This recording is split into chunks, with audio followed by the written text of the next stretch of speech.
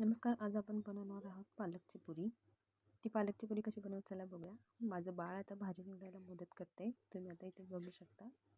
तो एक एक पान कसं तोडून टाकतोय. निवडायच्या ऐवजी तो मात्रच जास्त करायला लागलाय. तोंडात बोटं घालून भाजी घेतली. मला मदत करायला लागलाय भाजी निवडायला. इथे मी पालक निवडून घेतलाय. इकडे पातेले ठेवून पालक शिजवायला ठेवलाय. पालक आता छानपैकी शिजलेला आहे. तर मी आलं चिचून मिक्सरच्या भांड्यात घेतलेलं आहे. त्यात शिजवलेला पालक मी आता त्यात घालणार आहे. आणि जे पाणी राहिलेलं आहे त्याच पाण्याने आपण पालकची जी पुरीचा जो आपण साठा मारणार आहे ते दुसरं पाणी वापरण्याच्या ऐवजी ते शिजवलेलं पाणी जे राहिलेलं आहे तेच पाणी आपण इथे यूज करायचं आहे. त्याच्यात मी मिरची घातलेली आहे जरा. आता मी पूर्ण पेस्ट बारीक करून घेणार आहे मिक्सरला लावून.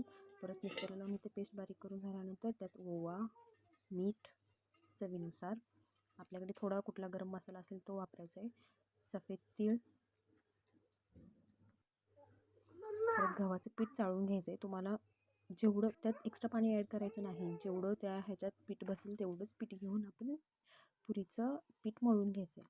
इथे मी गोल चपाती लाटून घेतलेली आहे त्याची आणि छोट्या छोट्या पुऱ्या केलेल्या आहेत.